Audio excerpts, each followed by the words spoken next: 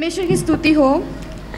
I'd like to turn to John chapter 4, यूहन्ना उसका अध्याय 4 verse 10. और उसमें वचन 10। Jesus answered and said to her, "If you knew the gift of God, and who is it who says to you, 'Give me a drink,' you would have asked him, and he would have given you living water." यीशु ने उत्तर दिया, यदि तू परमेश्वर के वरदान को जानती और यह भी जानती कि वह कौन है जो तुझसे कहता है मुझे पानी पिला, तो तू उससे मांगती और वह तुझे जीवन का जल देता। So in this we see Jesus was asking that lady, that woman who was divorced 5 times, he was asking him for a drink, asking her for a drink. और यहाँ पर हम देखते कि यीशु उस सामरी स्त्री से जिसका 5 बार तलाक हो चुका था कि वो यीशु उससे पानी पीने के लिए मांग रहे थे।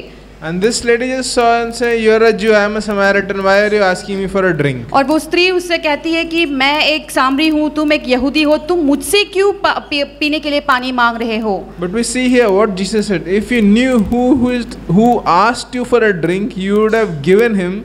You would have asked him, and he would have given you living water. लेकिन यहाँ पर यीशु उससे कहता है कि यदि तुम जानती थी कि कौन है जो तुमसे पानी पीने के लिए मांग रहा है, तो तुम उससे फिर पानी मांगती, फिर वो तुम्हें जीवन का जल दे देता। So I believe there is a lesson in it for us.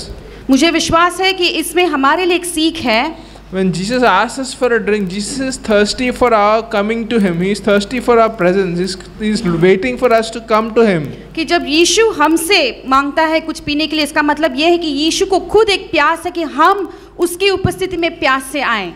So when we give him his desire, when we do the easy part of just coming to him and satisfying his thirst, और जब यीशु का जो बुलाने में जो आसान सी बात है कि हम सिर्फ आ जाएं उसके उपस्थिति में कि उससे हम मांगे, उस कार्य को यदि हम करते हैं, he will satisfy our thirst with the living water, which is the Holy Spirit. और फिर वो हमारे प्यास को जीवन के जल के जरिए से जो पवित्र आत्मा है वो देकर हमें वो तृप्त कर देगा। Always Jesus expects us to do the easy part, and he will do the difficult part. और हमेशा यीशु हमसे यही अपेक्षा करता है कि जो आसान वाला भाग है वो हम करें, फिर जो मुश्किल वाला भाग है वो खुद यीशु हमारे लिए कर देता है। Even when he turned the water into wine, his servants, he just told them, "Fill the troughs with water." और जब उसने पानी को उसने दाखरस में बदला, तब उसने उस सेवकों को कहा था कि तुम उस गड्ढों में पानी भर दो। So that was the easy part. That required more manual labor, but that was the easy part. तो वो पानी में जो भरने का काम था वो आसान वाला काम था, और उसमें सिर्फ शायद परिश्रम की जरूरत थी, लेकिन वो आसान काम था। But turning the water into wine was the more difficult part, what Jesus did. लेकिन जो पानी को दाखरस में बदला गया था वो मुश्किल वाला काम था, वो यीशु खुद किए थे। So come to Jesus, satisfy his thirst for your presence. He wants to talk to you.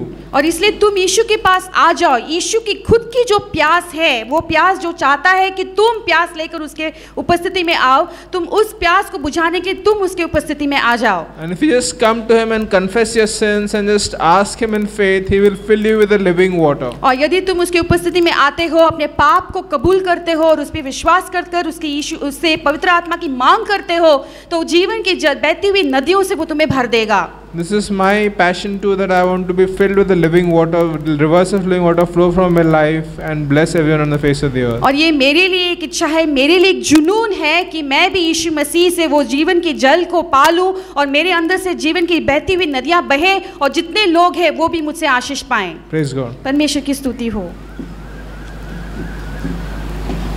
Do you need?